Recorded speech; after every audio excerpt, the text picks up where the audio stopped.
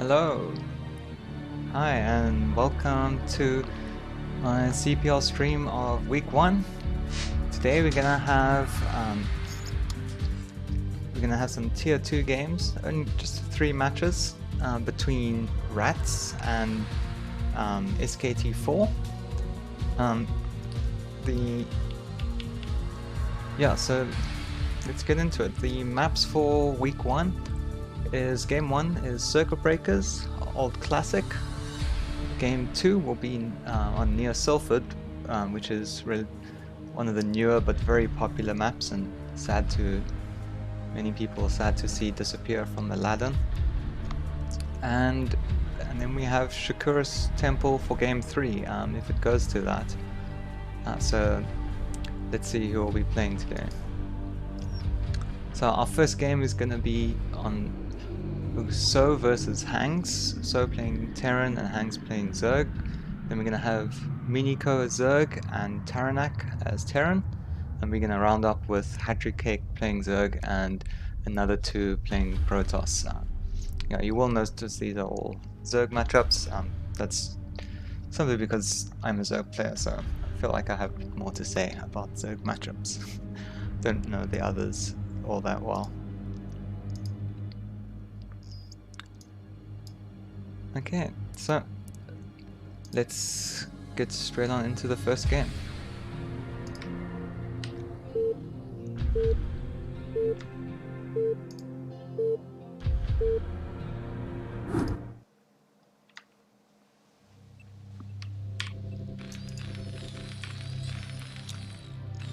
So in the top left, as the purple Terran, we have So. And in the top right, as the brown Zerg, we have Hangs. As always, good to see Zerg is in fact making more than 5 drones, or 4 drones. And So's producing SCVs, as we like to expect. Oh. Looks like they had some good latency. Hope means we get some good games. Never nice to have games ruined by really bad lag. Some lag is okay, you know. I find up to like turn rate 16 to be quite acceptable. 14 is okay, 12 is and below that you kind of really start having to rethink your game plan. We do see a supply depot coming down for So. Please let me know if all the volumes are okay. And Zerg on this map, so Circuit Breakers. So Zerg is gonna, Hang's gonna scout south towards this natural. So it'll be a while before he's able to get an Overlord at his base. It can actually be quite difficult to get the Overlord outside here. We do see that Hangs is in fact going for looks like 9 pull speed, I presume. We'll see if he takes off gas. Should see 6 links coming up now. Drone Scout is coming out, and he will get to scout him right away and know exactly where to send his links. So on the other hand, it's gonna take quite a while to scout this. We see the Overlord going in. You know, when you have the links coming out fast, you can make sure that, well, the links will, if you see a Marine here, the links will keep that Overlord safe. But we see links coming out. Hangs knows exactly where So is now, and his links are heading straight there, and So still has absolutely no idea that this is coming. The SCV does look like the SCV will be able to intercept. Marine taking that drone. It doesn't look like there's really a Sim City that can block this. You don't really expect this very often from Zerg to just come straight up with a 9 pull. And here come the Lings. There's no bunker down. The Marines are out of position. Lings get an immediate surround. He's gonna choose to go into the main instead of attacking the command center. SCVs are being pulled. Second Marine goes down. instantly. So now it's basically up to these SCVs to fight next Marine down. Speed is done, and this is absolutely crazy damage here. And yeah, it looks like this is going to be a very, very short game indeed. It's going to be incredibly difficult to come back from this scenario. We'll see if So can hang on a bit longer, but he's already lost tons and tons of SCVs. Bunker gets cancelled, and that will in fact be GG. So, hi Cube. This game, I don't know exactly when, but it would have been sometime during last week. So, game 1 there, going to Hangs.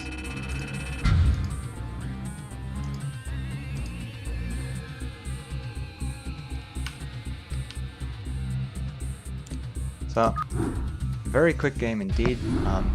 Just completely taking So by surprise with that 9 full speed, and getting into the main, taking out the Marines, and just finishing off So right off the bat. So let's see if So can bring it back in game 2.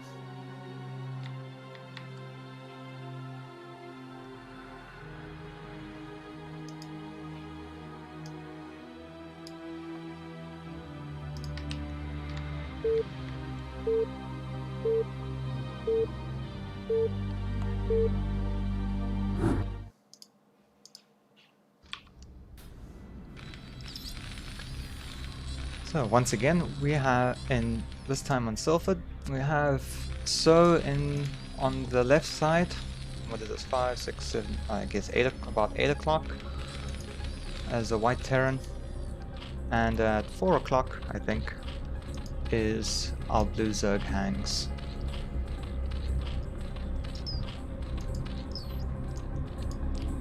We do see the Overlord going up to the natural. Not gonna get it right away, but it should be no problem getting back down to the cliff over here. And this time, it looks like So is out for revenge. He's sending his SCV out very early, and this looks like he's probably gonna do a proxy racks in the middle, I presume. Either that, or he's just going. Yep. So it looks like we're gonna have some counter cheese. Maybe expecting that there's no way that Hanks is gonna 9 full speed like that 2 games in a row, and probably expecting him to do a regular 12 hatch, and it does it. Okay, so Hanks is sending out a very early scout, so maybe he could just be maybe one step ahead, and this is not just 8 racks, this is going to be a BBS, so going to be a huge amount of pressure on Zerg right away. Hi Coop, yes, I do play myself. I'm like sort of low D rank. I now play Zerg. Okay, but he doesn't see the proxy racks yet. He will go into the main and probably suspiciously scout that there's no SCVs producing, there's no barracks coming up, and this is going to be really difficult to defend. You can see Marines already halfway done. Not a long distance to the natural here, and the pool's only just gotten started. So it looks like we're probably going to be in for another very quick game here. Perhaps in game 3, if So does actually take this one, maybe we'll have a gentleman's agreement. But it doesn't really look like. Okay, so it looks like Hanks was about to pull some drones there. The second Overlord here does see that there's nothing out just yet. These Marines are not going forward to try and pressure this hatchery, nor is there any bunker going down. So it does look like Hanks is okay. He made one more drone. Like, really do want to. Oh, and wait, how many lings is he making? He's making 2 sets of lings. That's definitely not going to be enough against 5 Marines. And SCVs are out, and it looks like, and the bunker is going to go down. So we need to see some drones pull very quickly here. If Hangs wants a chance at saving his natural, they do come in. The bunker is almost done, but there's a lot of Marines here. The Lings die almost instantly. Tons of Lings going down. 4 Marines in the bunker, and that's going to be GG. Wow, so 2 very quick games there. Both players just kind of going all out aggressive right from the bat. And yeah, basically just returning in kind there. So we will in fact go to game 3 in this match between So and Hanks. And let's see how this last game will go down. And this is going to be on Shakura's temple.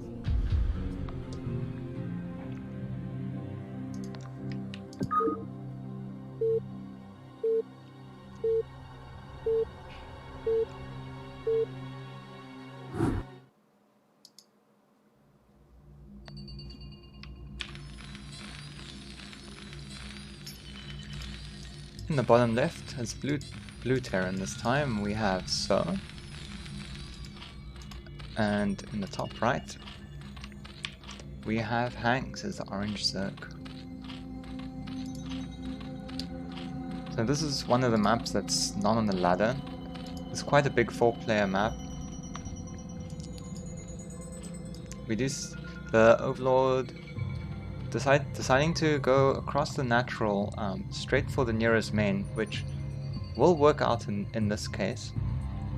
He should be able. I think he should be able to get it over to natural cliff in a safe spot in time. Normally you would, yeah, most of the time Zergs prefer to just send the Overlord straight to the nearest natural. Hi Hattrick Cake, how's it? Can a depot or pylon block to the main entrance? I think it can. I think you can actually block. I'm not sure exactly how tight it is. But yeah, one thing you can do is, I think it's only 2 or 3 blocks wide, so you can definitely block it with something, though I don't know what exactly.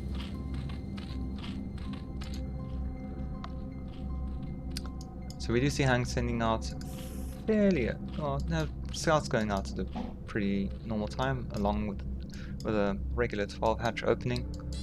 And so it looks like we will see that gentleman's agreement to not cheese or go overly aggressive every single game. So we should see some macro play out of these players in game 3 here. Yes, I'm going to be costing you a bit later. Overlord changing direction here, probably doesn't want to head straight into the main.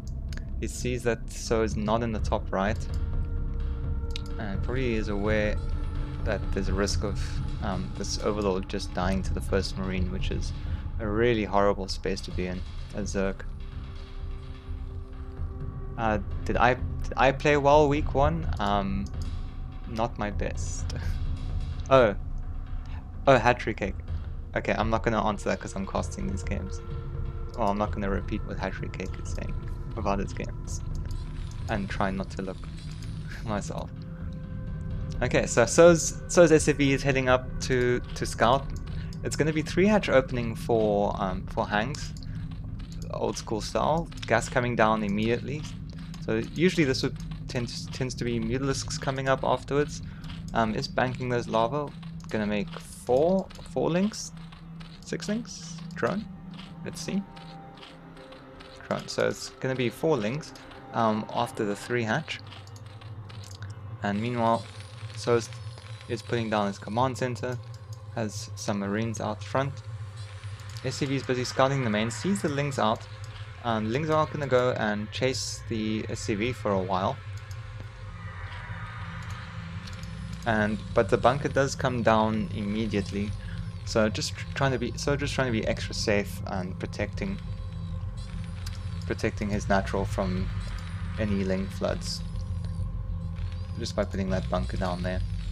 So the refinery is down after our first barracks, or after the command center really, and this is going to be straight into factory. So this is not something you see very often either. One barracks, command center, and then straight into factory. He probably wants another 2 SCVs on the gas there. The SCV is going to be chased out of the main. Lair is coming up, and we'll see shortly which tech Hanks decides to go with. If he is going to go with lurkers, it would be, or I guess you'd probably want to go hydras in this case. So putting, against a factory first. But the sunken does come down. I don't know if I don't think he could possibly have scouted the factory or the gas. So just putting a sunken down to be extra safe, and this will definitely come in handy once that vulture comes out.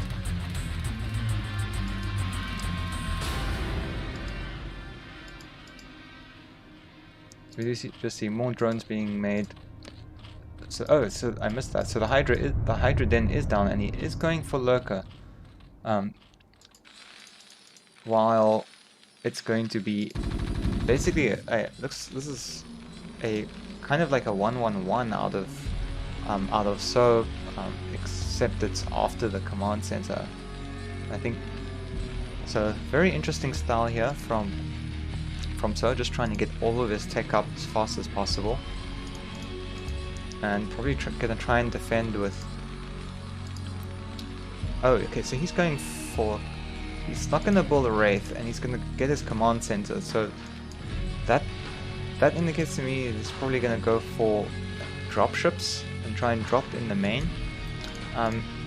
Meanwhile, Hanks has decided to take a very sneaky base here in the bottom right main.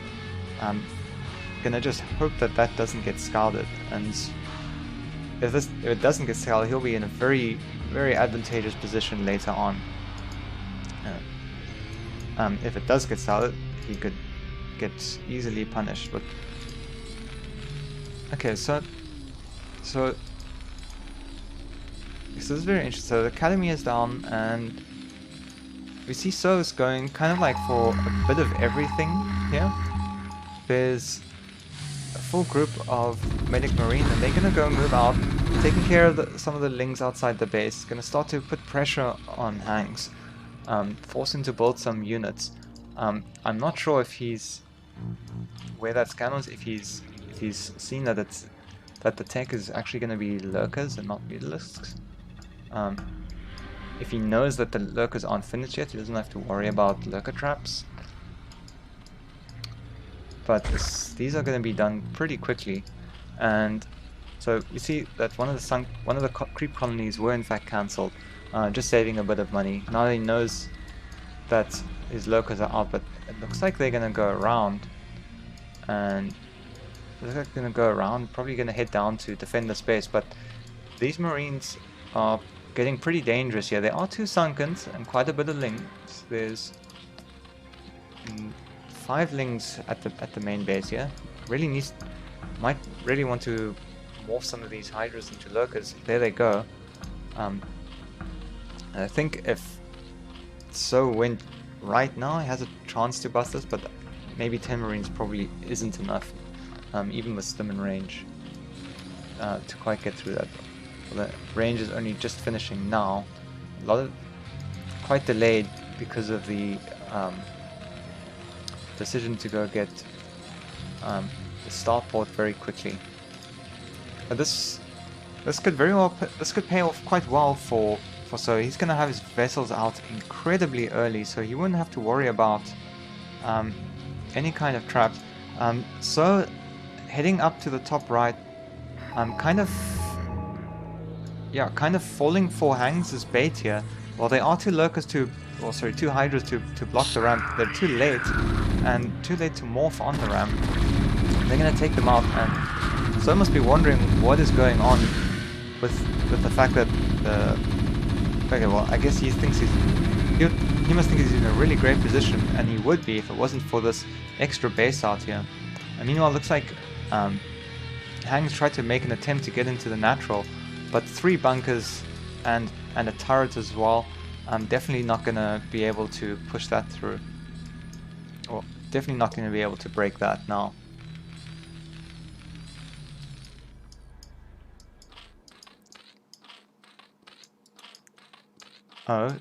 Oh, you mean that? So there was some lurkers under there? Yeah.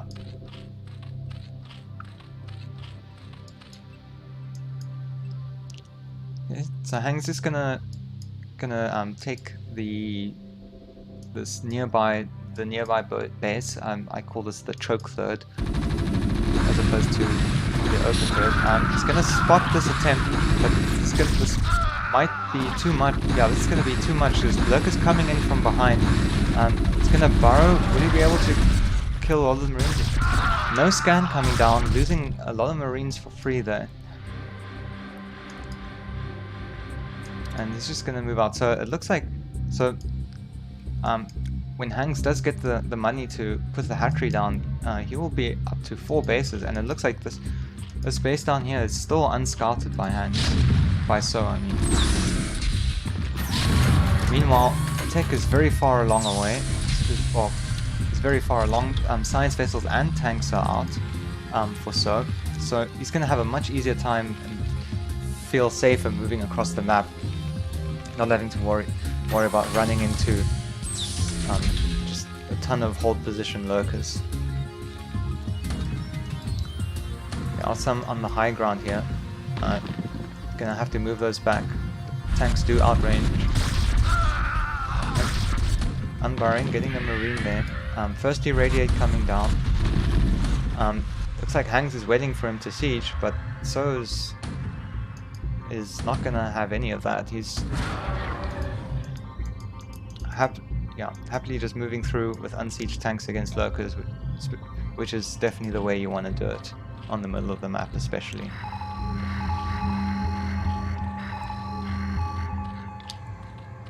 So although Hangs took this early base, it's still not saturated at all, really. There's 2 drones, probably going to start mining soon. He is mining the gas, but just 33 drones with the 4th base coming up.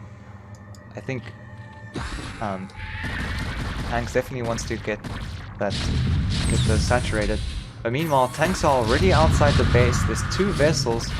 The Dark Swarm is out, and it's gonna be able to push Terran back for now.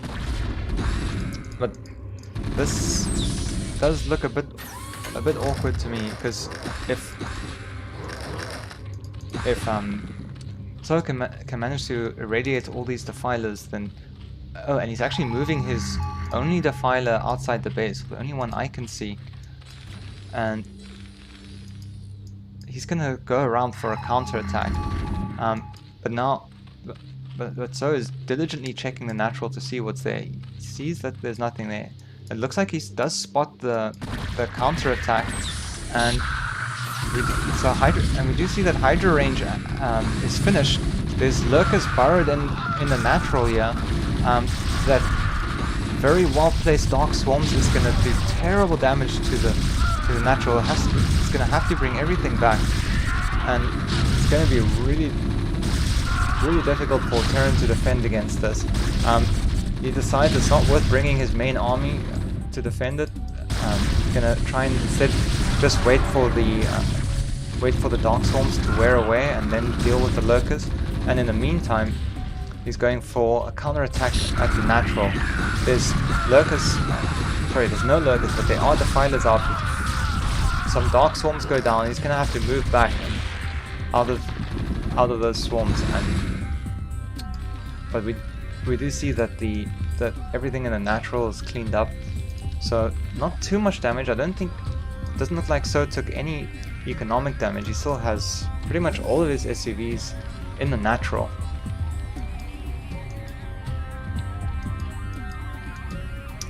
And So, keeping on the pressure, is going to rotate around and head to the 4th base, which I believe So thinks is the 3rd base. and we do see that the hidden third base here is droning up nicely. So the Hang's probably going to start droning up in the third base over here. Checking to see the top right, still sees nothing there. Perhaps wondering how is Hangs supporting this kind of Hydra Lurker Ling Defiler army when the third that he thinks is the third was actually pretty late. And we do see scans going all over the place. Well, scans going down in the natural, radiating those defilers. Quite a few vessels out. Vessel numbers are getting high. I don't know if there is a spire, so there's no Scourge to actually deal with the vessels. So unless they get hit by Hydras, there's really not much to stop them. So Hangskin's going to try and move out and chase away this army. There is Defilers going down. Oh, sorry, Dark Swarm's going down. The Marine Medic's going to have to run away for now. One vessel gets sniped by the Hydras, but it looks like all the Defilers are going to go down for now. So yeah, so it's going to he's going to have to remake those and reinforce. So we do see that some Marines have gone down to the bottom right. So probably suspecting that that's where Zerg's other base is. Ultralisk Cavern is down. Chitinous plating on the way. And now that these 4 bases are completely up and running, we might see Ultralisk come down soon, but there's a drop coming in here. In range of the Sunken and Lurker is going to be able to stop those Marines from being unloaded so easily, and that dropship's going to head out and maybe try do a drop in the main or at the third. Zergling's coming down to reinforce at this hidden base, and now defending is now going to get a lot harder for Hangs, as so can just keep his army right in between these two bases, or in between Hang's side of the map, and cut off most reinforcement, or cut off any army moving across the map. There is Nidus, so that's gonna have to be the way forward. Hang's trying to take the natural for a 5th base, but without putting some Lurkers and Defilers up there first. That's gonna get taken out pretty easily. The Lurkers are down off the ramp. Some reinforcements coming in just in time. Defilers gets irradiated very quickly. Lurkers are in position and does get the Swarmer. Another nice swarm. These Marines are gonna be pushed back out of the main. So nice reaction there by Hangs to defend that base.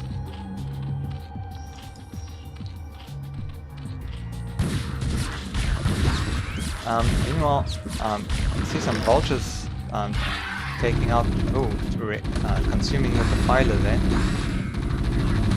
So Ultralisks are coming out, and since we're seeing vultures down, we might have, I'm guessing we might be a mech switch coming down soon. No mech switch. So he's just wanting to make the most out of,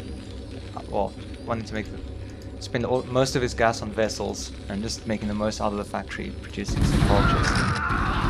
We haven't engaged in the middle. Just not enough Zerg here to deal with those.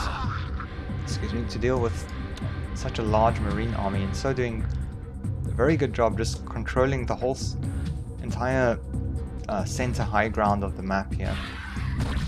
More Defilers and Irradiates going down. These vessels getting good value. These Scourge are finally out. I think one connected there. These Hydras are gonna get picked off by the Marines. They really don't. Ooh, 2 vessels going down. Hydras luring the Marines away from the vessels, allowing those Scourge to come in and just pick them off.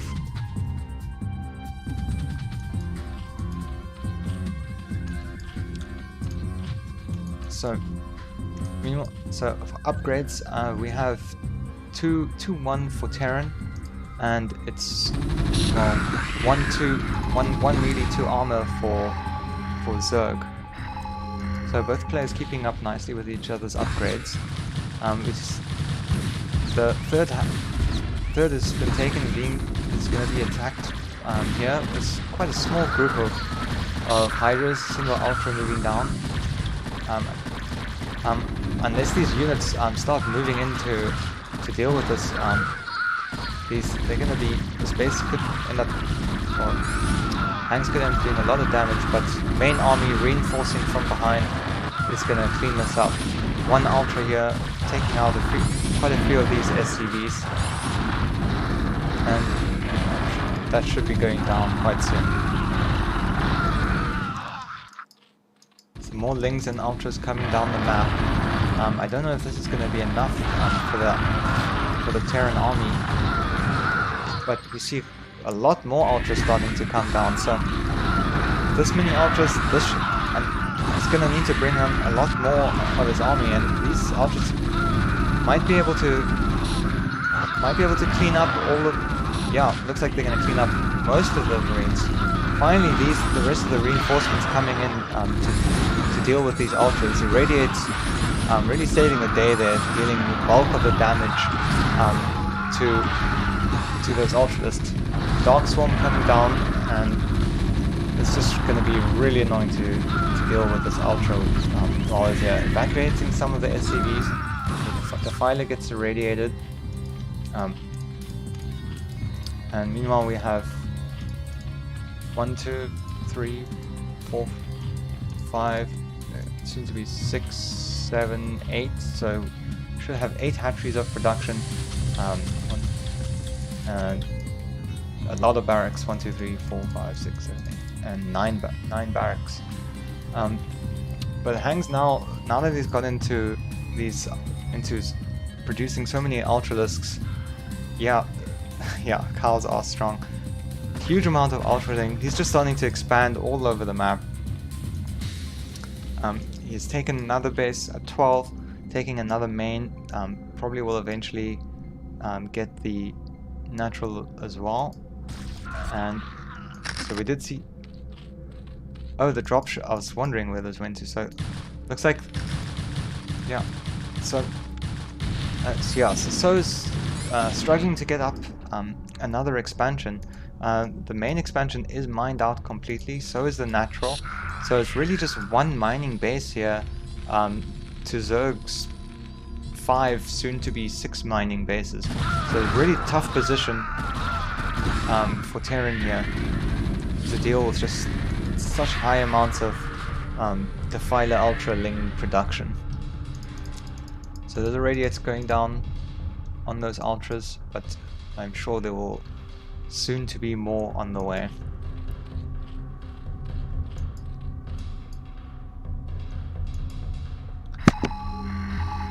The vessel count has increased quite a bit. We have 7 vessels out here at the moment, but I really think So needs a bigger army here to be able to move out on the map.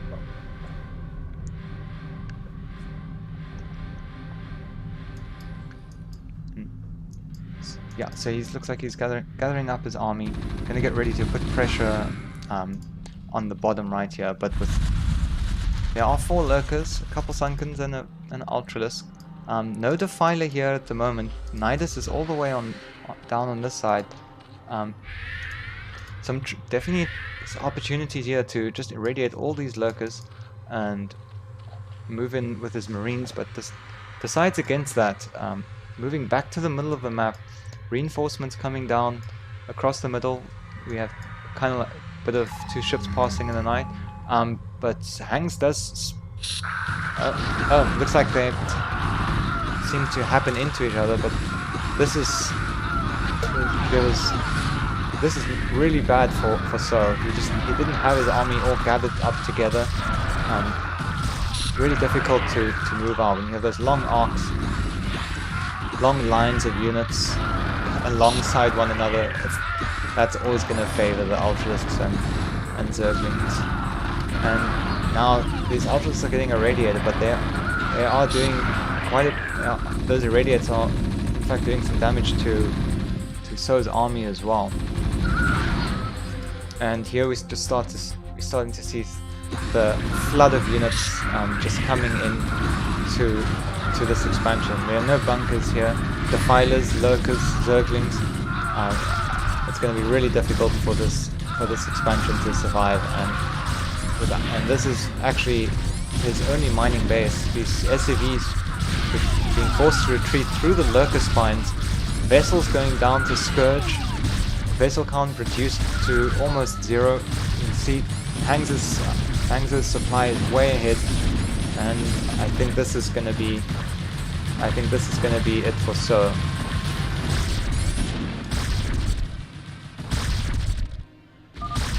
There we go, GG.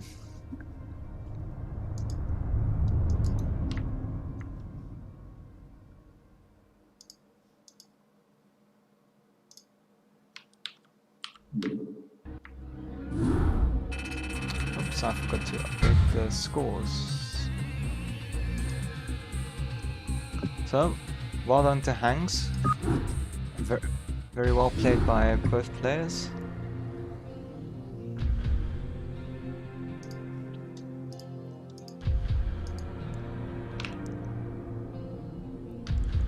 And our next match is going to be Miniko versus Taranak.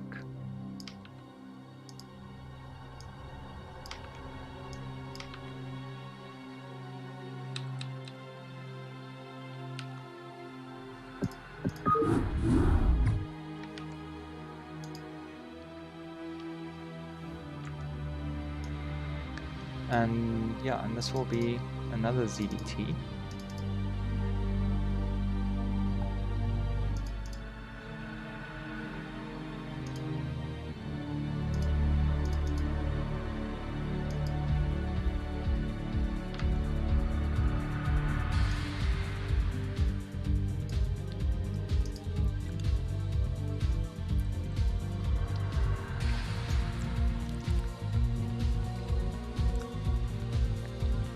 Let's get straight into it.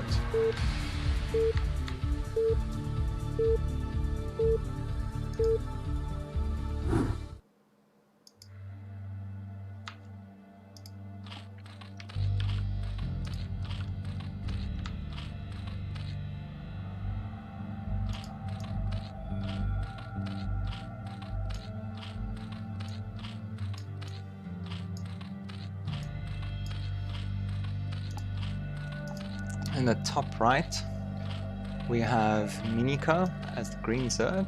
Sorry, in the bottom left. Bottom right, we have Miniko as the green Zerg. And in the dark blue Terran, we have Taranak.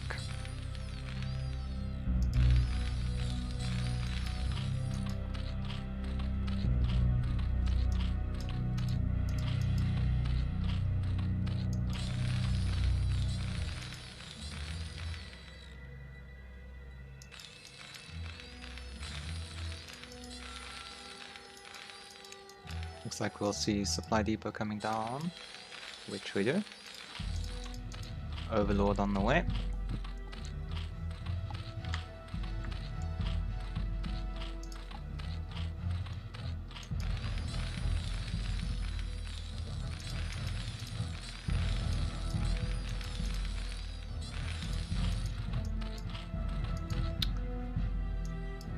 And Miniko also choosing to send his Overlord to the natural vertically.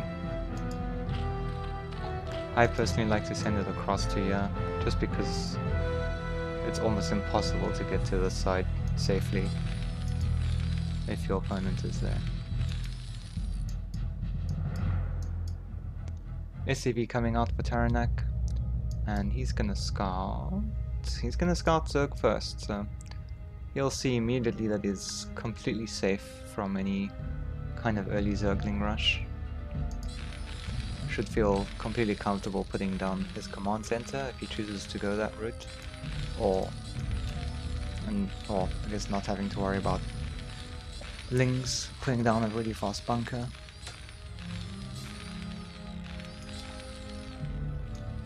and looks like command center will come down, but not quite yet. The SCV coming out a little bit early. And on Minico side, we do see it's gonna be a 2-hatch play, as is quite common these days, or sort of now considered the standard. And we'll see if he's gonna go for Mutalisks or Lurkers.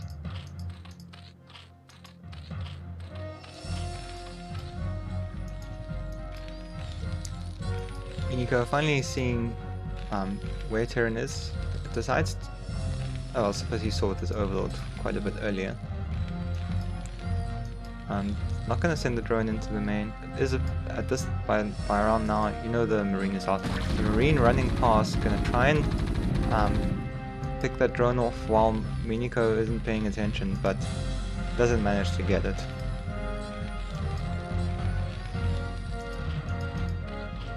Just 2 lings out for Minico. It's just going to chase that SCV around, try and get it out the base. See, we have one right-clicked and it's controlling the other one. So that SCV does go down before the lair is finished, and was not in the natural either. So it looks like Taranak is going to be quite in the dark as to whatever tech Minico decides to go with here. Either way, he's gonna go for Turak's Academy. Also the most common opening, I think, or opening strategy, I think, from Terran these days. And we do see that the Hydralisk then is down, and Lurker aspect started, so gonna be 2-hatch Lurkers. So there's pretty much 2 ways you can play this. You can either try to use the Lurkers to get a 3rd base, just get them straight down to the ramp of another main, and then take quickly into Hive to take a 4th afterwards, and just kind of use those Lurkers to defend against any kind of Marine pressure. Because they Terran has to basically wait until there's tanks and vessels out to really be able to break that kind of defense safely. Gonna send the Hydralisks back in. Does look like, oh, is he gonna see it? He does see the Hydras, so he definitely knows what's up now, and we'll have to see how Taranak decides to respond. He's going. The Hydra's arm does look like the Hydras are moving up to put pressure on the natural, but Taranak deciding to move his Marines out to counter that. Lurkers have started morphing, but Minico's Lurkers are morphing, but they have now already been spotted by the Marines here. But still gonna move right past them, so not putting his army on top of those Lurkers before they hatch. If these Lurkers get burrowed, there'll be quite an opportunity missed here by Taranak. Might get one, they're gonna burrow soon. These move. Okay, and yeah. Okay, this. So that's basic. That was most of. Oh, there's no Marines in the bunker. Most of his army has been killed. This is gonna deal a lot of damage. There's no turrets, there's no detection here, comsats aren't ready, and the Lurkers are just gonna push through forward and before Taranak can get any kind of real defense up here. These Lurkers just leapfrogging there, not even leapfrogging, just unburrowing and pushing up. Now getting up onto the ramp, reinforcements will be unable to come down. This is a really difficult position, and this could very well just be game over at this point. It's going to be virtually impossible to get anything out of this base for Taranak, and quite a few SCVs gone down already. Lings are being reinforced. They'll be able to take care of the natural. I don't think there are any more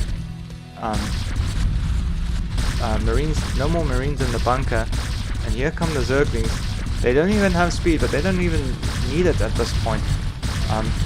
The amount of damage they'll be able to do, there's very few Marines left. Another one getting picked off there. SCV's being pulled back right into the lurkers. Ooh, no. Almost every single SCV going down for Taranak, and that's gonna be GG.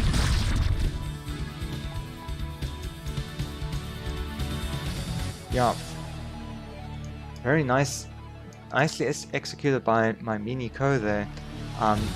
Just a pity for Taranak that he saw the lurkers and just wasn't able to get on top of the morphing lurkers before they hatched, and losing all of his Marines as those lurkers burrowed immediately, and in the end just having nothing left to defend his natural expansion with.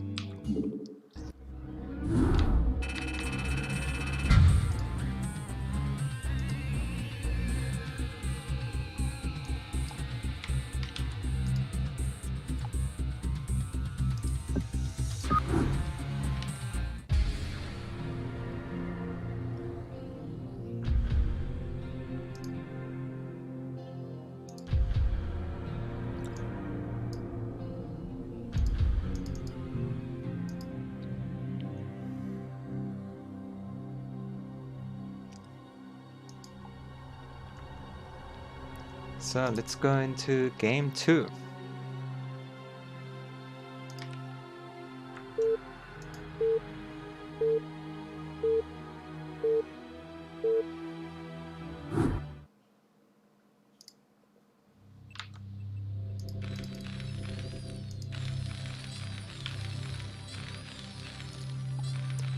In the 12 o'clock purple Terran we have Taranak. And in the 4 o'clock starting position as the green Zerg, we have Minika.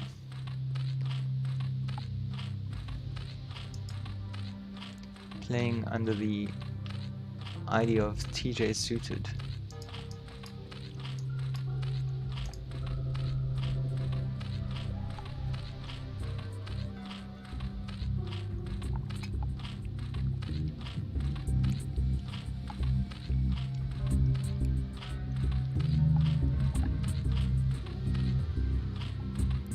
So let's see this game if Miniko decides to go with another 2-hatch lurker opening, or is gonna mix it up with something else. And we'll see also how Taranak decides to respond to that aggressive opening low eco build in the previous game.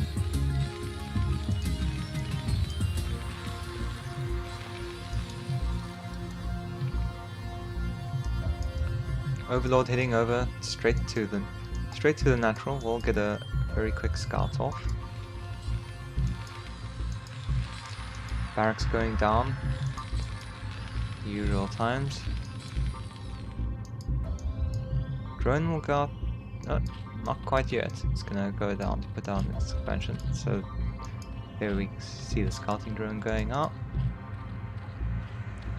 Standard 12 hatch.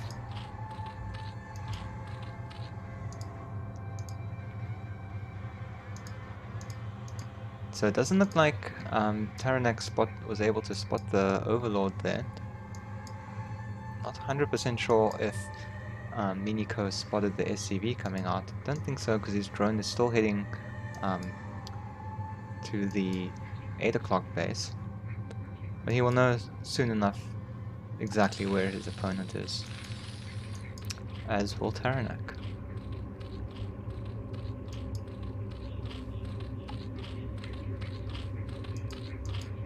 So we see 2-hatch build coming out again for Miniko.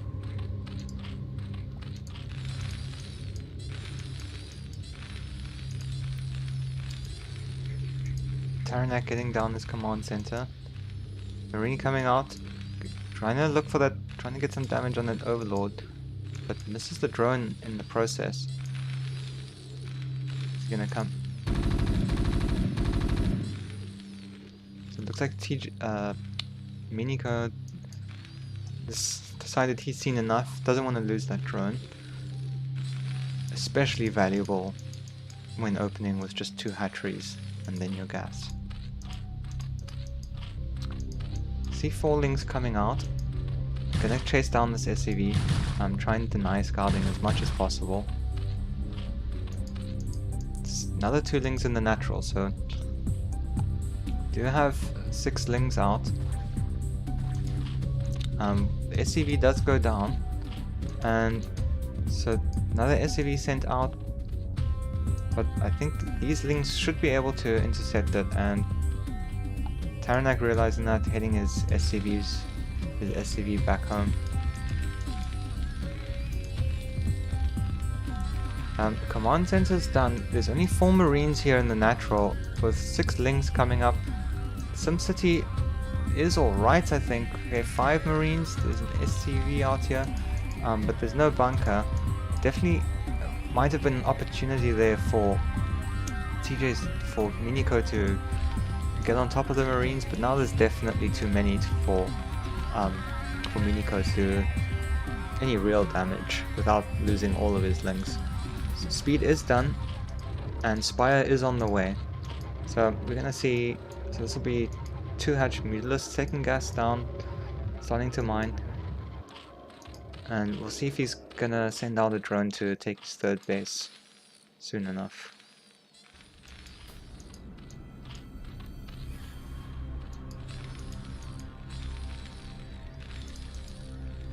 Academy almost done for Taranak. Producing quite well here producing Marines quite well here on 2 barracks.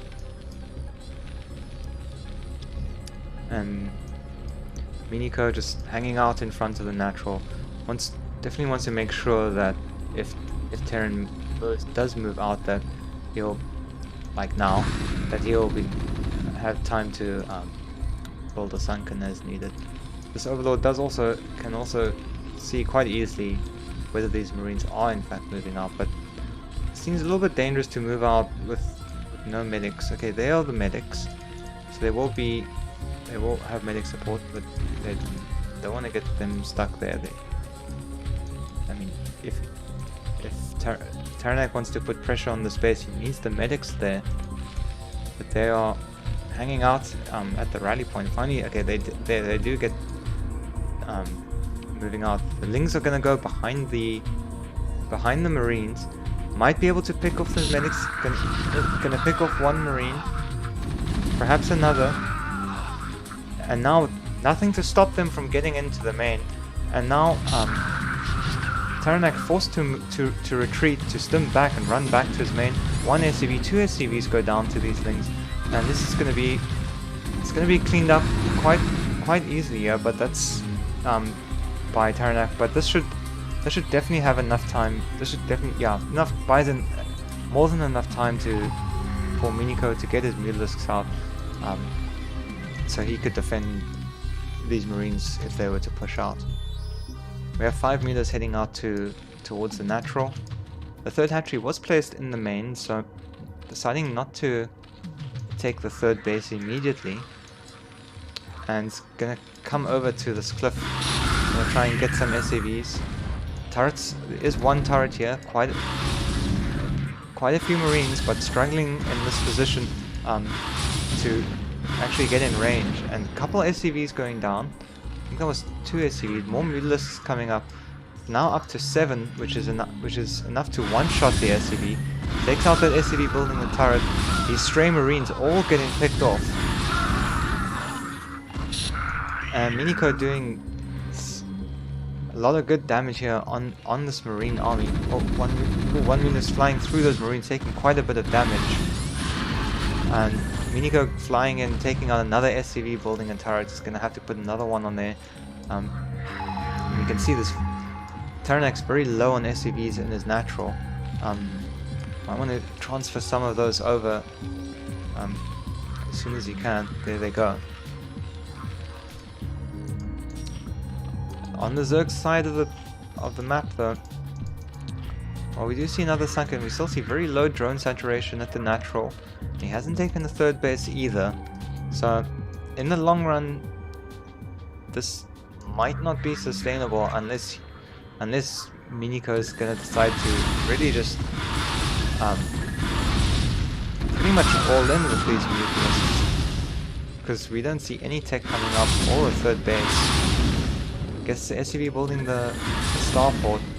He is managing to do a lot of damage with his mutalisks here, taking out all these turrets. So many SCVs gone down already. More mutalisks being made here, being rallied up to the natural, and it looks like that Miniko's decided that he's just gonna win this game off of pure mutalisks. Attack upgrade for them is almost done, and if he can, once he starts building up a big enough flux on either side of Taranak's bases, Miniko can harass on this side. As soon as the Marines come over, I suspect he's just gonna chill here for a bit. Doesn't have to wait at all. Doesn't have to wait for, fly all the way around the base. Can immediately go to harassing in the main, and taking lots of damage on his mutalisks. Oh, losing that entire group. That's really moving the second group in here, taking out a lot of turrets. Natural is almost taken out, but I don't know if this is for losing an entire group of mutalisks on the other side there. I don't think that this is quite enough just yet. There's still a huge force of Marines. It's going to be really difficult to micro against this. You can see the mutalisks going down very quickly now. Some more Marines being taken out, but this is very good trades for Taranak at the moment. And it's just continuous mutalisk production, it would seem. No drones on the way. There are some Zerglings coming out, probably to spend his excess minerals. But the pure mutalisk attacks just not able to deal the damage, and now we see Taranak is really searching hard to see where that third base is, but just doesn't find it. Doesn't quite know that is that Miniko is actually just on 2 bases right now. Miniko's forces are moving out about almost a group of lings, almost a full group of lings, a full group and a bit of mutalisks. There's a lot of Marines here, but there's only one medic. There's mutalisks flying right into the ideal arc, and these mutalisks could get trapped here behind, between the reinforcements and the army coming out. And now the first vessel is out, and we should have a radiate ready very soon, and this is gonna put a very abrupt end to Miniko's mutalisk harassment here.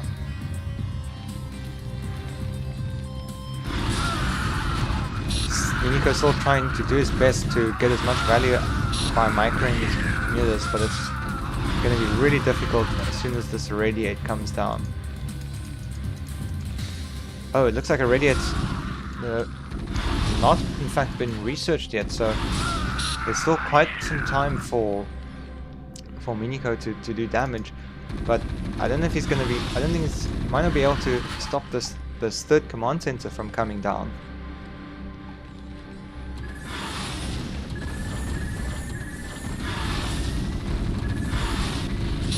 Yes, in TX, yeah, he was controlling here at the natural when those other ones died. I think if you're doing that, like, you always want to just make sure to right-click on the mini-map away. Some Lings taking out a couple of Marines, but they will get cleaned up. Mutalisks coming in again. It's just down to just 8 mutas now. Still dealing tons of damage on the SCVs. Marines really struggling to get in. Irradiate finally done. Gonna clean up these mutas. Almost, just one left. effectively all gone now. And I think Taranak is finally stabilized after all this damage that's been dealt. You can even see after all this, Miniko is still only sitting on 18 drones to Taranak's 37 SCVs. Just no other tech in sight. It is an evolution chamber, but no upgrades done yet either. And just 1-0 Mutalisks. Just a handful of them, 2 Sunkens. I think that Taranak now knows that he's in really strong position. He's killed a lot of Mutalisks, managed to stabilize his bases. He's getting his 3rd up, and he's now going to go for an attack on the natural expansion. And as soon as all these reinforcements arrive, he should be able to break these quite easily. Miniko frantically throwing down some more creep colonies to morph, but that's going to be way too late. The Marines are already here. They're stimmed and firing. Drones are being pulled, but there's just way too many, and I think we will definitely see the GG here. And yeah, well played by both players. A lot of really great micro by Miniko and Taranak as well for just managing to just keep, despite taking all that damage from the Mutalisks, just managing to keep it together enough to take the win in the end.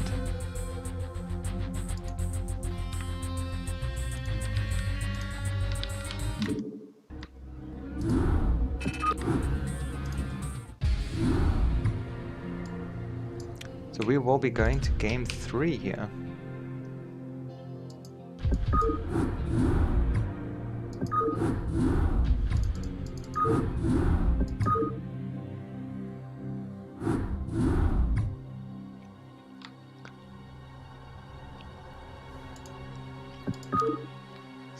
Okay, game 3. Miniko versus Taranak. Let's go.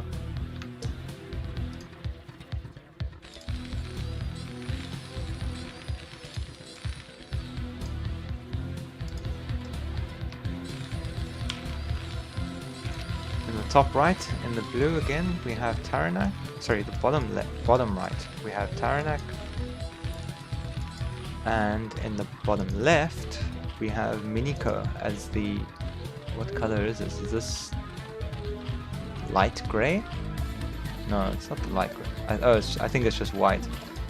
The StarCraft white foot zip is like very off-white white.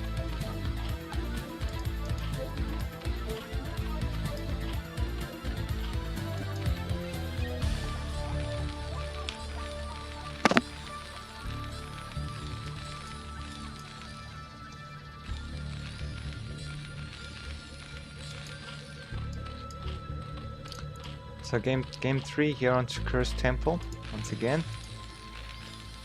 Map with this huge high ground in the middle, with no buildable terrain there, and lots of ramps in and out of the surrounding area between, basically, yeah, between every single base and onto that central high ground, and the sort of middle high ground areas over here. I believe the natural is on the lowest ground, these spaces on the middle ground. And we'll see how both these players will approach this match or approach this game on this map.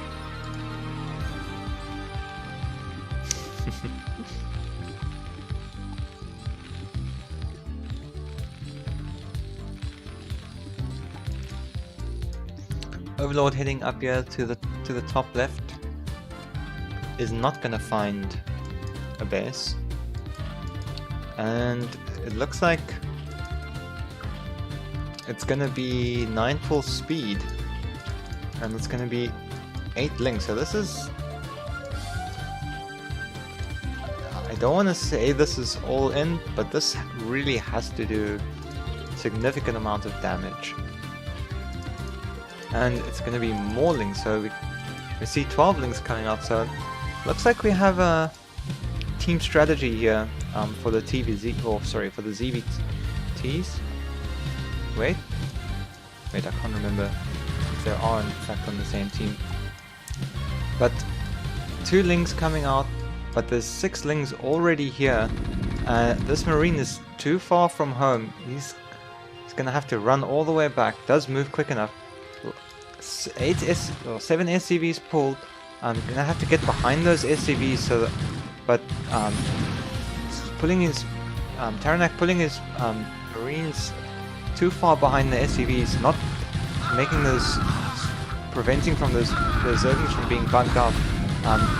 Yeah, now we see the SCVs drilling nicely through the Marines, but through the Zerglings, but all the Marines go down, and this Zerglings just doing tremendous damage to the SCV. So it's Taranak now on just, I think 12. He's still got 12 SCVs, but that was a ton of damage. And we can see here on the minimap more Zerglings coming in. There's no bunker out just yet. And so another Marine gets picked off. We want to keep these SCVs in front so that they can, makes it much harder for the Zerglings to micro against. But with speed being done and the Zerglings on top of the barracks, this is going to be a very difficult position.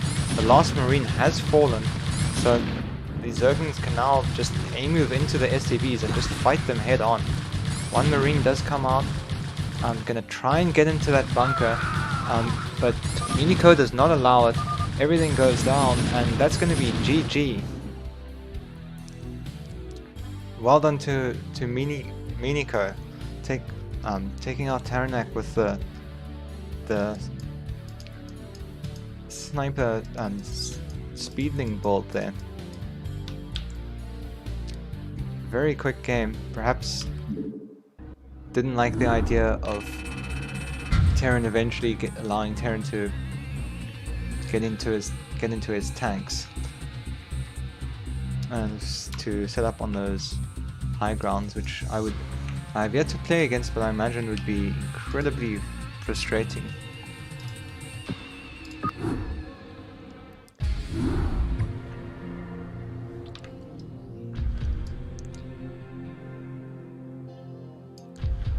So far in our games today we have SKT4. No, sorry, we have SKT4 taking one of our matches. Hangs winning it over So, and we have one match for R.A.T.S with Miniko taking his match over Taranak, both 2-1. So we tied up 1-1 for today's matches, at least in terms of our player teams, but it looks like Zerg is doing very well. So let's go into our first game of our final match for the day, which will be R.A.T.S versus another 2, and this is going to be a ZVP.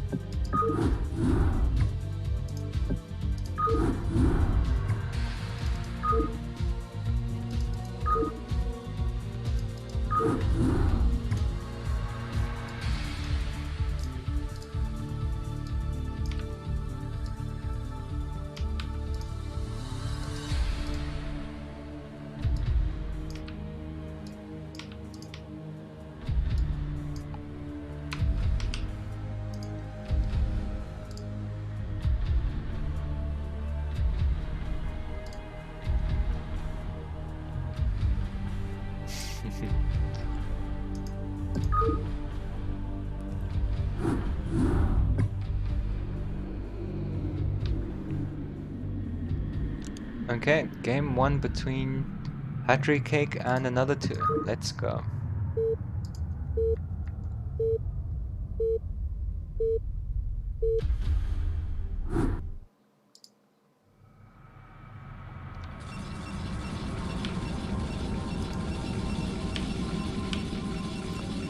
In the bottom right, in teal, we have another 2.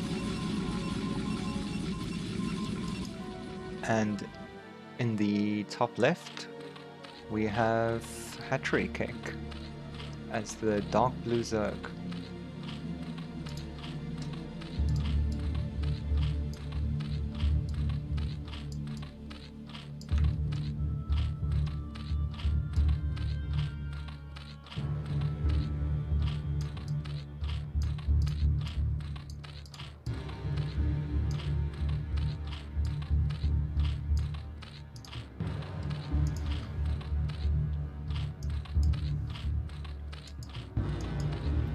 It's going to be a pylon scout for another 2.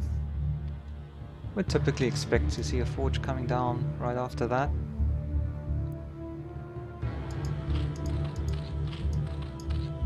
And we do see it's going to be Overlord first for Hatchery Cake. And we'll see if he decides to go straight into his spawning pool or save up a bit, get a few more drones and get a hatchery. And spawning pool it is, so very typical overpool in this matchup versus the Forge Fast Expand.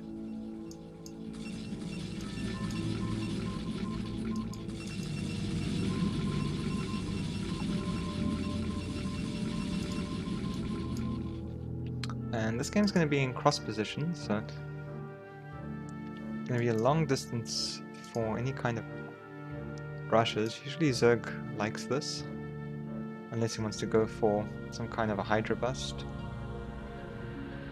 Or Zergling all-in. Zergling all-ins you don't really see all that often, unless Zerg manages to snipe the first cannon. Then it's quite common to just rally your hatcheries straight to the natural and just pump out Zerglings. Another 2's probe being quite annoying, but missing attention there for just a second, allowing Hatchery Cake to get his hatchery down. Slight delay there by the probe, but not too much. Meanwhile, the drone's going to come in. Going to see the cannon coming down soon enough. So it was Nexus before cannon, and now the gateway's coming down. Hatchery Cake scouting out the natural, sees exactly what's going on, and has probably seen this many times before. Wants to definitely get out there before that cannon finishes. Still see some drones coming out. So I'm guessing this was going to be to take the third and the other main. Interesting choice by Hatchery Cake to go for this main, which is a much shorter walking distance than across here. However, there is only really one way to go there. I mean, you can go around the center, but I guess if you don't want to have to deal with all the different paths, you can come through the 6 o'clock base and all that sort of thing.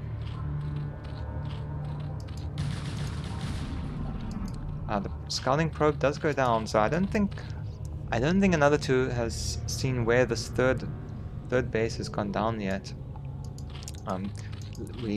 Lair is on the way, so we'll probably see a 3-hatch spire is what this looks like that, this kind of timing. And on another 2's side, core is now finished, and so let's see what he decides to do with his first chunk of gas here. Cheers NCX, thanks for coming in, for stopping by. Zealot out, definitely wants to plug that little hole there. Not that there's a ton of links to come in at this moment, but definitely rather be safe than sorry. Okay, so first Zealot, another Zealot or second Zealot gonna put some hits on the Zerglings, chase them out. On the Hatchery Cake's side, we see Zergling speed is almost done, and Spires is just started. And the Stargate is just about to finish for another 2 as well, but this spire is still a very long way off. Makes me kind of worried for Hatchery Cake here. His overlords are going to be very exposed, and he doesn't have an overlord in the main to see the timing of the Stargate here either. So is hanging out, I'm guessing worried, you know, wants to be extra careful to watch where these, to watch if or when these zealots are going to come out. And here comes the first Corsairs on the way. Citadel has just finished, legs started, +1, ball on its way. So it's going to be his timing around that sort of 7:30 timing. No, it's not. It's gonna get a fast +1. And another two putting his Templar archives down really quickly. And only putting down one extra gateway at the moment. These speedlings gonna try and catch these zealots. They will have to back off as they get near to the cannon. Zealot numbers have built up. There's been no harassment from these zealots just yet, so it's banking up every single one so far. Corsair coming around, and I'm presuming it's been scouting, but it hasn't yet gone for any overlords. Should definitely have gone into the base to see exactly when that spire was finishing. No second gas. There's Scourge out now to chase that, to chase away the Corsair, and some Mulisks are coming out. Plenty of Sunken's gonna be morphed here pretty soon.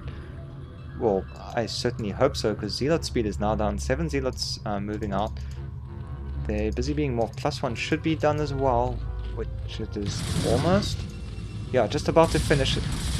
Engaging just before +1. So taking a bit of... but still definitely dealing with those Zerglings fast enough. But the Mulisks are gonna... between his Mulisks and the Sunken colonies, definitely gonna deal with those Zealots quite easily. Another two moving up here. Doesn't see a third location. Not sure if he's scouted that Hatchery Cake is actually gonna be turtling up on this side of the map instead.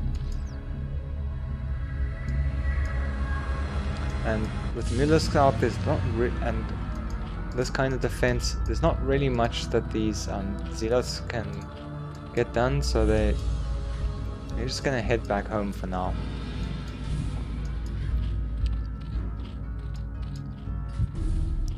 I think this wall here, usually when I have the Hydralisk den just underneath the hatchery, like one square underneath at least, or like in a straight line, so that you can either build your Sunkens down there or make them along that way. So meanwhile, okay, so Mulisk's coming in, trying to get some probes in. There are cannons down, it's just one.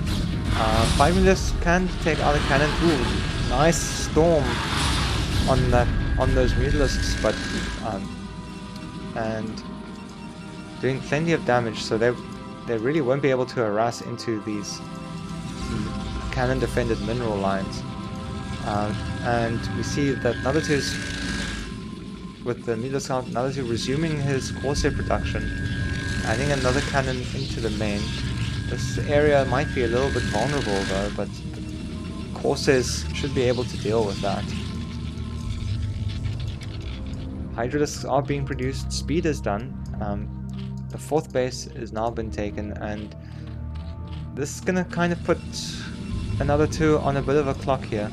He's gonna have to start moving out and pressuring Zerg very soon, otherwise Hatchery Cake's just gonna be free to drone up all 4 of these bases. So Hydralisk's gonna try and poke a bit at the wall, maybe see if he can knock down the gateway and forge. Might be a bit late for that now, especially with all these Templars out. But we do see more Hydralisks coming in. The 4th base is now saturated as well, and the 3rd. nice amount of drones pretty much everywhere. Could maybe have 2 more in the main there. Other than that, there's a really nice big economy for Hat-Trick, and another 2 not looking in a good position at all. Being pretty this is not a hard cut contained by any means. Oh, big storm on those Hydras, taking out a lot. Always have to be very careful having a Hydras in front of the base. It's very easy for them to just die to like 2 storms. Ooh, Templar moving out, and how did that storm not hit him? He gets taken out eventually anyway, but I was amazed that if that was my Hydra, that Hydra would have been dead. I guarantee it. Overlord coming in, but it's gonna get taken out by the Corsairs here. And so Hat-Trick hasn't taken either of his other 2 gases. Just looks like he's massing up quite a few Hydras. Though he does quite a bit of minerals in the bank. Maybe could do with a bit of SH spam there. Lurker aspect is about halfway done at the moment, and another 2 deciding to take his 3rd base, but not really being proactive with his army. So Hat-Trick is still kind of just free to build up pretty much as much as he wants, really. Those last mutants do go down, but does see that another 2 is still kind of just parked outside his 3rd, and I don't think Hat-Trick would have any problem with this, especially if he's able to get away with this base, which definitely hasn't been scouted yet, and we should start to see some drones come in here soon enough as well. As you can see, 46 drones. Excuse me, 46 drones to 47 drones to 48 probes. But being on 4 bases, that's not in any way equal mining. All these drones at 4 different bases compared to just 3 here, be mining a lot more efficiently. And it looks like another 2 is going to try and sneak a 4th base of his own, but I really do think that, okay, now he's starting, another 2 feels his army is big enough now, he's going to start moving out. He's going to need to bring these Templars along with him. Yep, there they go. Nice large amounts of Dragoons, plenty of Zealots. Upgrades are at 2-1, so he's ready to go. +3 is about halfway done, so very well keeping up with those upgrades. But now, because he's delayed pushing out quite a bit here, and Lurkers are now finished, even though they were quite late for what's generally like in this kind of strategy. Usually when you're defending, you're gonna get your, defending 4 bases off of 2 naturals. You want to get the Lurkers up much faster, just to be able to push them out, because if his army had moved out, it would have been a lot harder for Zerg to defend. But now there's just so many Hydras, so many Lurkers out here, it's going to be really difficult to push through that. However, there's virtually no way to defend this base now that well, because another 2 was just able to move straight up both of these high grounds. If you're going to take this base, it's really not enough to just hold the bridges. You have to hold the high ground as well. It's really what allows you to secure the space down here. You see a couple of Lurkers moving in. Zealot's going to go take out the sunken colony, and meanwhile at the same time, some of Hat-Trick's army getting dragged into the big ball of Protoss here. Lots of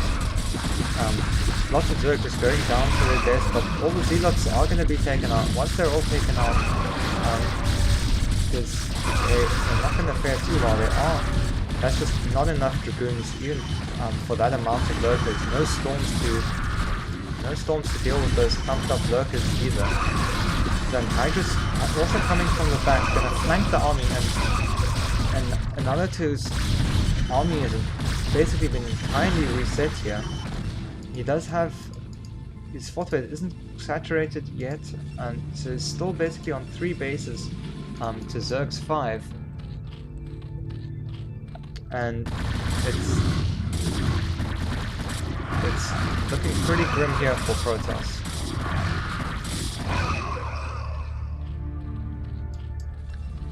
Hatrikek wisely sending some Zerglings to the bottom, the most logical place for Protoss to expand in these positions. But instead it's actually expanded here on the 3 o'clock position. So these Zerglings not going to see what they were hoping to see. A couple more coming down here. Going to double check this space. They do find probes being transferred in with some cannons, and I expect there will be a lot more Zerg heading in this direction very shortly. So the cannons do go down. The Reavers here not quite done yet. Zerglings trying to focus down this Nexus. Dragoons coming, but it doesn't look like they're going to be in time. And the Crackman is just taking out that Nexus way too quickly for just Dragoons and probes to deal with. So that's going to really set another 2 back quite far in his economy. Now being down to just 3 bases, effectively 2 bases to Hatrikek's 5. Meanwhile, the Defilers should be out somewhere. Ultralisks are on the way as well. There's the Cavern. Titanus plating almost done, and you can see there's quite a huge bank here. But supply blocked at the moment, but way ahead in supply over another 2. Another 2 gonna move out to try and take another base. You see these probes haven't been reset to mine at another base, so they're just gonna be long distance mining here for a while. Pretty dangerous. Hatrikek still sending his Zerglings around the map, just making sure that there isn't any other bases, that he's not aware of. And sitting comfortably on his 5 bases, building up his Ultralisks. Probably going to go for a killing move soon. But we don't see any upgrades on the Zerglings. I think the sheer numbers will be more than enough. There is Reavers are good against Ultralisks, but not at 5 to 1. And this base is definitely going to go down. I think the Dragoon Templar will eventually take them out, but 3 more Ultralisks coming in. Nice storm on the Ultralisk. The Zealots not doing too much. Titanus plating is finished. Here we just start to see the waves of Hatrikek's macro just pouring into this space, and I don't think I don't think that that another 2 is ever going to be able to take another base like with this amount of Zerg on the map, and GG.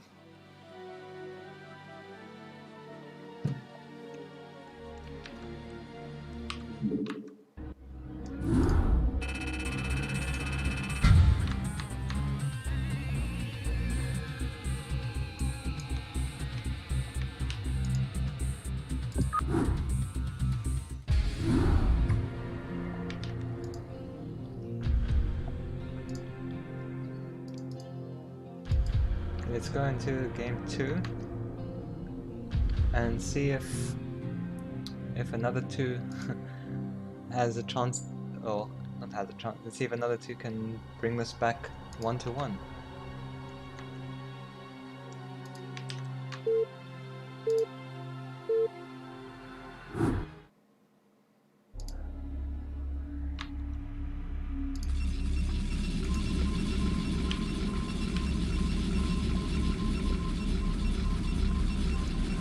In the 12 o'clock position, in the teal Protoss once more, we have another 2. And in the I guess 4 o'clock position, or 5 o'clock, you have battery cake.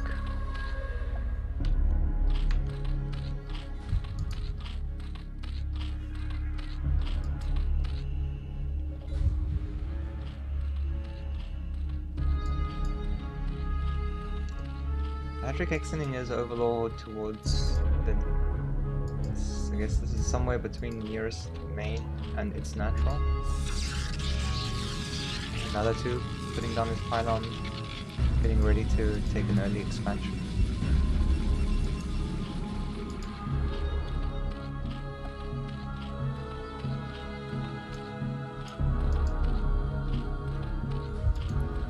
It's also going to be able to scout Hatchery Cake right away, so definitely have the opportunity to put his cannons and Nexus, or Nexus and cannons down exactly the way he would like to. It's a 3-player map, so the distances are not very long, but they are not incredibly short either, like they would be on, say, Fighting Spirits, when you're on the same side of the same edge of the map, or I guess anything but cross positions.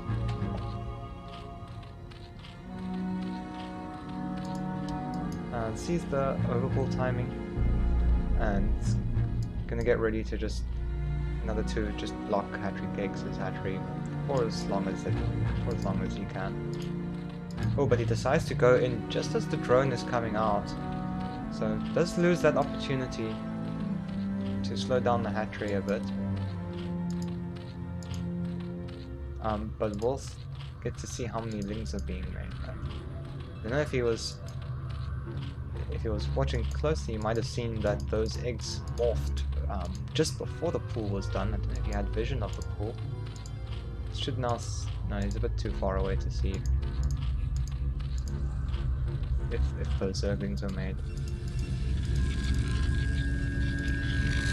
So, does have to still put...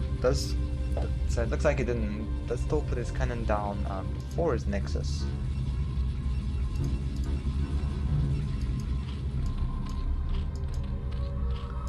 Couple zerglings out now, just 4 zerglings gonna try and chase down this probe. Another overlord heading towards the natural, gonna keep an eye and make sure that there's gonna be no zerglings coming out. And Hatchery Cake taking his 3rd base at the mineral only. And going for his gas immediately afterwards.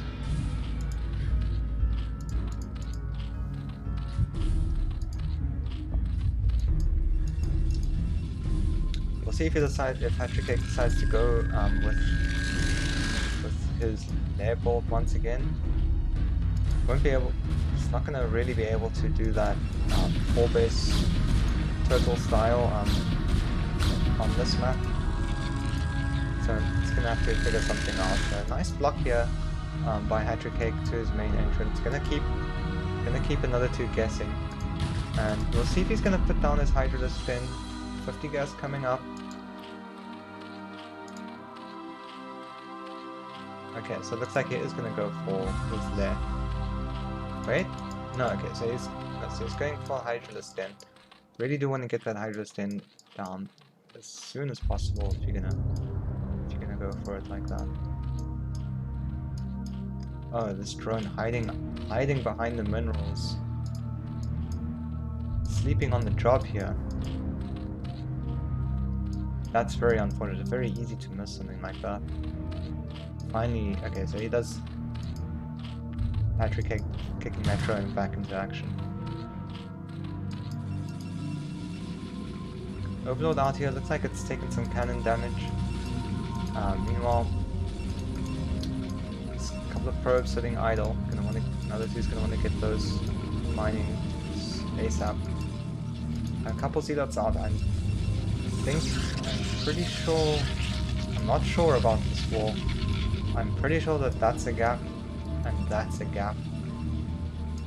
And there's no space to build cannons here, so it makes me wonder, does Hatchery Cake know his Protoss walls? And seeing this odd arrangement, is going to try and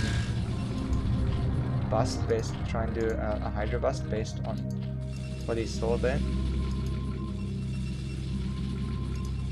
So you can see there's no space to put any cannons behind here. This is definitely just one square, one hex, and the most you can possibly put down is one, maybe two, and then behind there. And being just behind the forge here, it makes it quite easy for Hydras to, or 7 or 8 Hydras to just walk up, right up to the forge, and then snipe those Hydras. The Hydras, so engaging the Zealots out here in the middle of the map, but Speed Hydras, even in equal numbers, can slow Zealots very, very easily. Patrick Cake moving in, and this is just what I'm talking about. Goes in, snipes that cannon right away, gonna pull back for now. Zealots are trying to engage, so Patrick Cake pulling back, doing some nice kiting, but meanwhile his mineral count is getting quite a bit high, so he's having to make has had to make a lot of sacrifices to get these Hydras out so quickly. He needs to spend his money, otherwise he's just gonna end up being behind. Even his Protoss is kind of happy to spend that money on those cannons. Okay, maybe not now. See, here's the thing about it. Now that he's kind of forced to build cannons in the front, but Patrick Hydras, only two Hydras engaging there, getting picked off by the cannons and the Zealots. Ooh, this looks like... Ooh. Ouch. Yeah, these Hydras can't engage. Patrick needs to pull back here, but meanwhile behind this, we see a 4th base taken. But as for drones, there's the natural is half saturated, the 3rd is a quarter saturated. So he has the 4 bases up, but it definitely doesn't. But it's not quite a. Well, it's not nearly a 4 base economy just yet, and it looks like some of the rally points are being sent across the map here as well. Gonna have to move those drones back. So Patrick Cake transitioning back into drones. He feels safe with the amount of Hydras that he has at the moment. He's getting his lair, he's getting a 5th hatchery, and basically just droning up. Meanwhile, we have Storms almost done for another 2. 2 Templars are on the way. And Patrick Cake deciding not to put a lot more pressure, or not to put too much more pressure on. I don't think he might get this cannon, but that's about it. But so that's why you really want to make sure with your Warlands as Protoss that you really have enough space to, if possible, build cannons in front. Have 3 rows of cannons, or up to 3 rows of cannons in some places at least.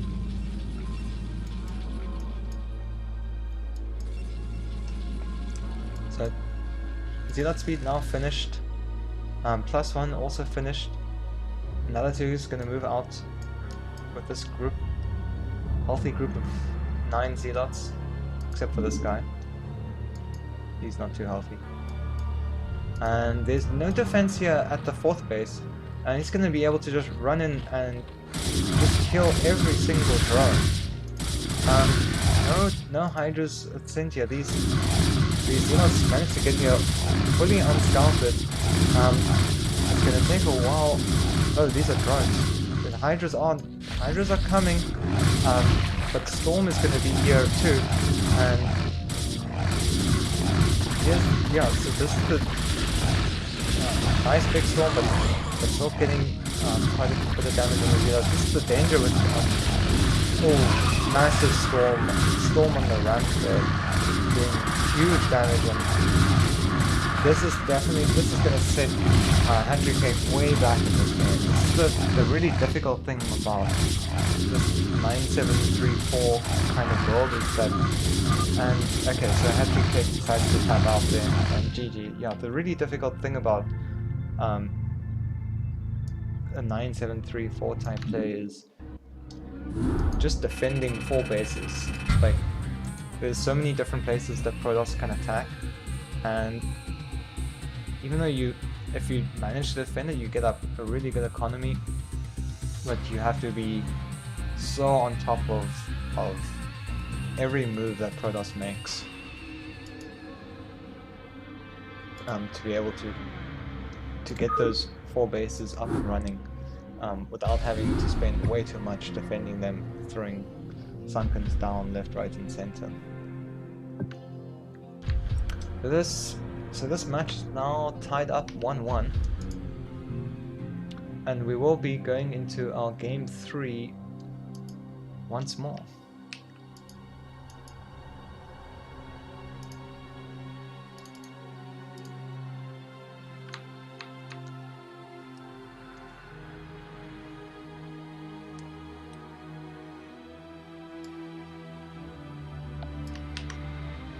Let's see who will take this last match between these two teams and players.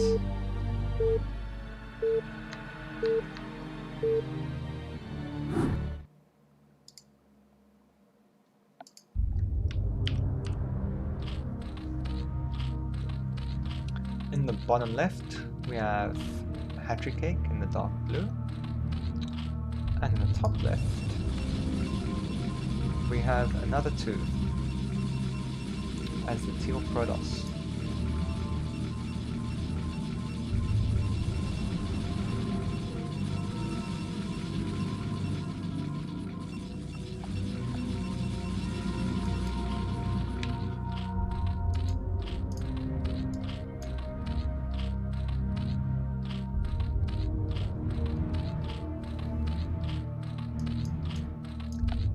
Nice mining on these drones, making sure they're getting straight into the corners.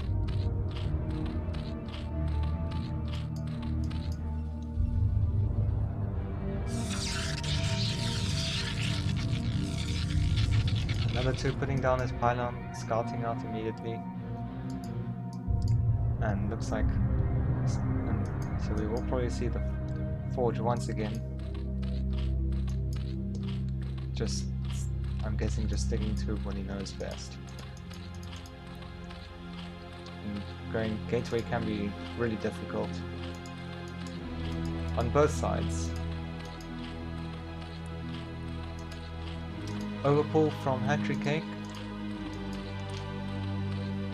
We're going up to 11 drones, yep. Forge is coming down from another 2, as expected. Hattrick Cake will get probably the best scout. Yeah, basically the best scout is when your Overlord gets there first.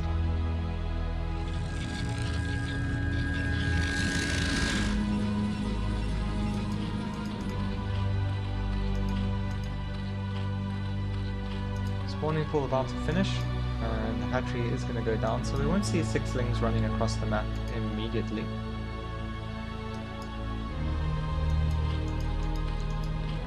Instead he's just going to build 2 for now, and 2 more drones.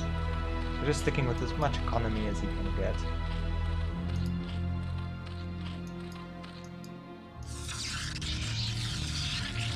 And another 2. Actually putting that Nexus down before cannon, a little bit blind, but he will not be punished for it in this game.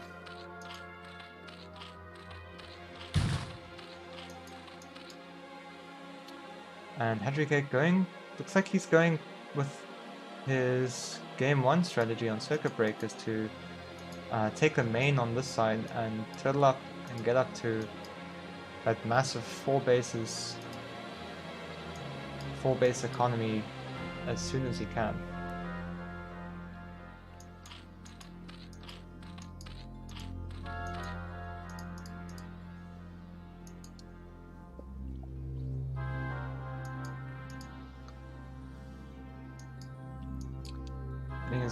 puts his overlord outside, just outside the natural here. He does have the lings here, so maybe this is the overlord that came through. I mean, there's actually no reason to not go into the main if you are gonna go for Spire, which I think if he's gonna play the same strategy he played in game 1, you know, if it works, it works. And there it goes, yeah, so there goes the lair gets started. I do think it is good to having the overlord in the main, just seeing how fast the cybercore is. I know there's like some timings where if your spires started at a certain time and their core started at a certain time, or your layers finish at a certain time, then your overlords will be safe from your scourge will be in time or not. I can't remember those exact timings. But what is nice is that they're relative timings, so you don't have to remember the numbers on the clock. I don't play 3-edge Spire myself, so I don't know them. So we see it's gonna go. Another 2 is getting +1 right after his Stargate, and has to be careful of these gaps here. I think that might be impossible. Also, again, this is going to be another gap that could actually be closed if the gateway was just a bit. I think it would go here with the forge in the same place. Maybe the pylon just slightly over to make space. And Hatchery K putting down his 4th hatchery so far, and 5th, and will probably take the space with his 6th hatchery. Zergling speed almost about to finish, Spire just getting started, and the Spire is just a little bit started, but the Corsair is about to finish, so there should be quite a window once more for another 2 to actually take out some overlords and just slow down Hatchery Cake just a little bit. It might even be quick enough to get 2 overlords. Like, definitely can see. Okay, he's gonna go scout across the map just to see that he's taken the space. Sees the overlord over there. Heading down to this base, but not gonna find anything here. He needs to go. Really needs to go and see exactly what Zerg is up to. Really has no idea at this point what's coming. I don't think there's been a probe in the base for quite a while since the early game. So here comes the Corsair. We'll scout very defensive position here. Sunken's up, and probably gonna expect much similar kind of strategy as game 1. I mean, it is the same strategy. Except this time, Hatchery Cake deciding not to go for any Mutalisks. Getting his Overlord speed, +1 hasn't started yet. Hydralisk speed has started, see some Scourge on the way. So another 2 missing out on some potential Overlord kills there.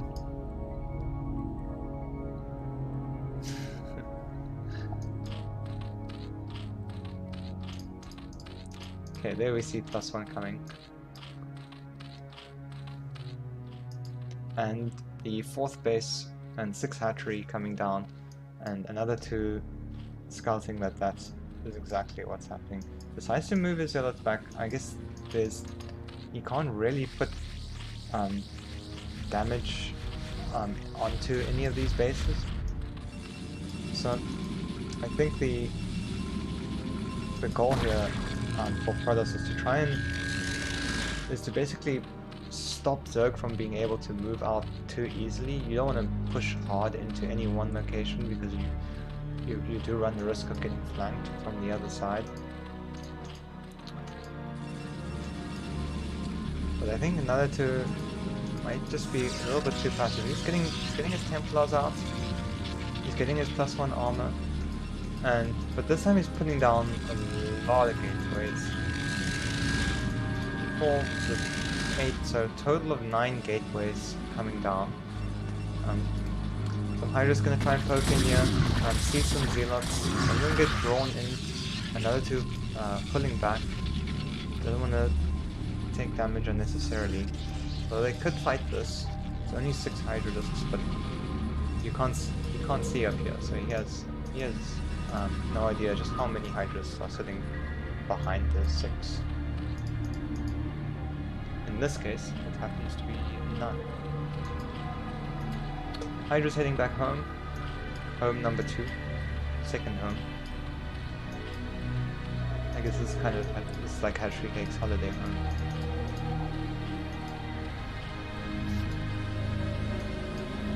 Some units are on the map scouting, but for now both players sitting back, building up their colonies,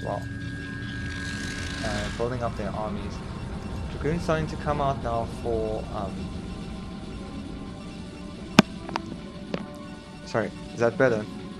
Sorry, Dragoon's starting to come out now for another 2. Yeah, sorry, my mic was a bit off. Not off, at a bad angle. Okay, so another 2 taking out his own gateway. Definitely doesn't want to be going single file into an arc of Hydralisks. Ooh, that's a very nice storm. Taking out 6 Hydras immediately, and the rest will be cleaned up very easily by all these speed zealots coming out here. There are a few more Hydras out the way, but now these speeders are starting to get drawn away from the army. There's still enough to fight alright, but not quite as efficiently as if they were able to fight alongside these Templars and Storms and Dragoons.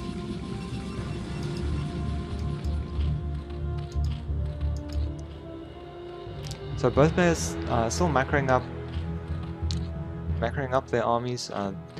Hatchery Cake up to 82 supply, and another 2 at 120. So normally if this was 3 bases, I would say it was pretty even, but I definitely have to put Hatchery Cake in a better position here, with being on 4 bases and an extra one, 5th base coming out, and another 2 just not moving out on the map with his army. I mean, he really does need to do something with these units, otherwise Hatchery Cake is just free to take over the entire map. He does now have a roughly 40-ish supply lead, which is a bit better, and it looks like he's comfortable for now to just slowly move out and take his bases one at a time. He's gonna take out this Ling, probably get that probe and put his Nexus down.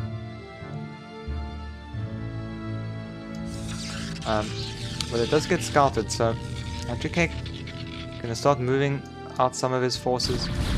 Just a small contingent, but there's plenty of army here. They're gonna, those 2 nice storms, taking out most of the Hydralisks there, and there's no way Hatchery Cake's gonna be able to deny that expansion attempt with such a paltry force of Hydras and Lings. Lurkers are done now. Triple upgrades are on the way as well. +1 missiles is finished, and no melee damage just yet. But with Lurkers on the way, once again, it's going to get really difficult to do any damage onto these bases with all the Lurkers and sunken colonies. There's not that many here right now, but as we saw in game 1, there was tons of Lurkers and things. Ooh, where's the Observer? Is there an Observer? The Observer seems to be lacking behind. The entire army taking tons of damage from these Lurkers, and that's... army is definitely big enough, but he's going to be forced to move back. He loses a Templar as well. Okay, finally Finally, here comes the observers. And this... Well... So it looks like they'll, another two will be able to get a bit of damage done here. But there's quite a bit of Hydras, Lurkers, and Zerglings coming in. They're gonna go... deciding to go for the expansion base instead of defending his own natural expansion. I'm not sure that that's the best choice, because if this once this breaks, there's really not much left. There's really nothing left to stop another two just going straight back into the main. There's no probes here, and now these units really need to come back and start defending and to do a huge flank on this army. So another two definitely okay with losing that base, but we'll see. Hatchery Cake's now going to try and attack into the main. There are Templars here, but there's also plenty of reinforcing Zealots and Dragoons. The natural expansion for Hatchery Cake now completely destroyed. And all the tech for Hatchery Cake is going to be exposed to this huge Protoss army. Another two also leaving. Looks like he is going to move in the sump, but he might want to moving them into a clustered defensive position here, and it looks like the main and natural is going to be completely destroyed for Hatchery Cake. There is a counter contain here on the other side of the map at another two's natural.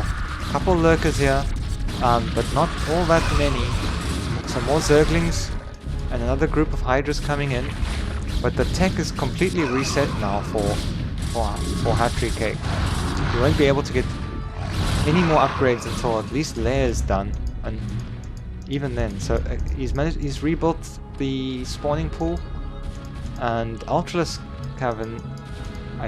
Rebuilding the Ultralisk Cavern. That spawning pool will eventually go down, but he's lost his Hydralisks Den and most of his other tech. Lots of lurkers being morphed outside the base here, but the army is still pretty intact. Oh, not if he moves through burrowed lurkers like this. Another two now spotting this base, defended by 3 Sunkens, but that's definitely not going to be enough for all these Dragoons and Zealots to handle. They'll take care of that fairly easily. Some Lings coming in to try and defend, but they're just gonna get killed there. On the other side, the Hatchery Cake definitely doing quite well to stop any reinforcements from easily moving out of another two's natural. So as far as map control goes, this is pretty much the only army that another two has, and he's starting to beat away at this hatchery in the front. More Zerglings being made, but Hatchery Cake is just he's lost 3 bases, and looks like he's falling really far behind now. And it looks like despite everything, even though he is doing this contain here, looks like these Zealots are gonna get murdered by those lurkers, but I don't think it matters, because the very last of Hatchery Cake's remaining economy and hatcheries, only just 2 hatcheries, almost no production left compared to another two's 9, 12, or 10 gateways, and desperately throwing down some sunken colonies, trying to stay in this game. This is the last of a best of 3, and he's gonna put down, and this will definitely delay another 2 for a little bit, but the contain is completely broken for all intents and purposes. These will be able to delay this army, but just down to 4 drones now is Hatchery Cake. It's not looking good for our Zerg player here. second to last ultra going down. What? No, I don't. And well done to another 2. So GG.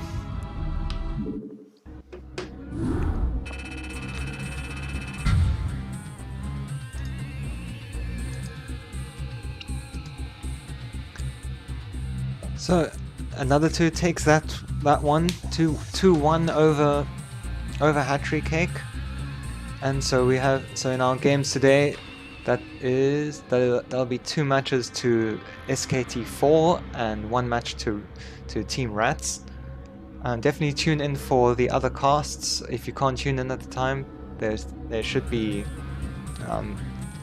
on Twitch long enough, and they will all pretty much get eventually. They will all eventually get uploaded to the Coach People League channel on YouTube as well. I hope you all enjoyed the cast. These are some very good games, some very some longish games, a couple of very short games, but I thought they were quite exciting nonetheless. Thank you very much for watching, everyone, and I hope you all enjoy the rest of your morning, afternoon, evening, wherever you are. It's evening here for me, down in Cape Town, South Africa. Just gone 8 o'clock now. So, cheers everyone. Good night.